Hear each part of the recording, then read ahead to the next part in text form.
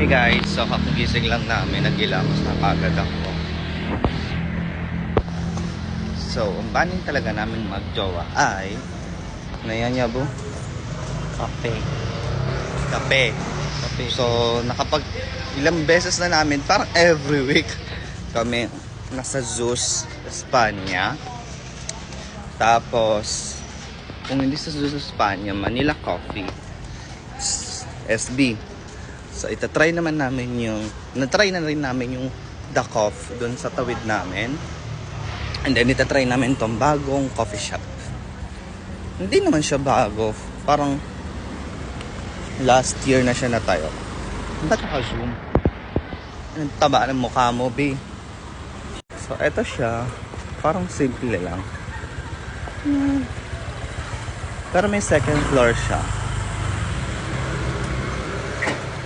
Let's G.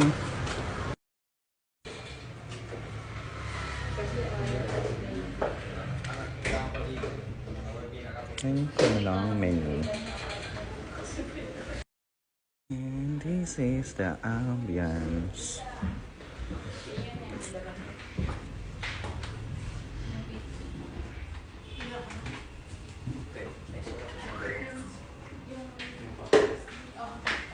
Meron siyang second floor.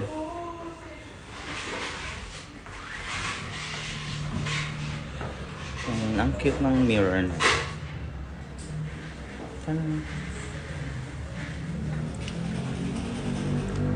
Sa second floor.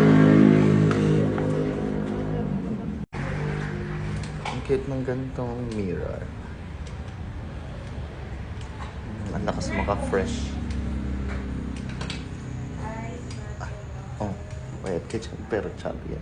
Bil. So, thank you, Yabong. Thank you. So, waiting for our order. So, ito yung total na nagastos namin. Ingay mo, Yabong. Ayun. So, nag 16 ounce lang kami kasi hindi ko rin naman mauubos yung 22 ounce. So, ang difference lang naman is parang 15 pesos para maging 22 ounce. Pero, mostly talaga kapag nagkakape ako, sa SB naman, ang in-order ko is grande. Sa Zeus Coffee is same sizes lang sila. What else? Sa Manila Coffee, ang in-order ko is hindi large. Kasi ang sizes sa Manila Coffee is small, medium, large. So, ang in-order ko is medium lang. Kasi nga, naranasan ko na mag-palpitate. Kape pa rin kahit nagpa-palpitate na. Ang taba na mukha ko.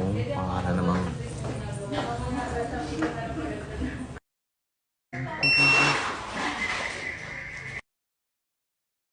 out na nga lang namin yung order namin. And here's my order, salted caramel. Sarap siya, matamis siya. Kasi, ang gusto ko sa kape is creamy, tas matamis din. Minsan naman, nagba-black coffee ako, pero much ang arte mo. So, ayun lang.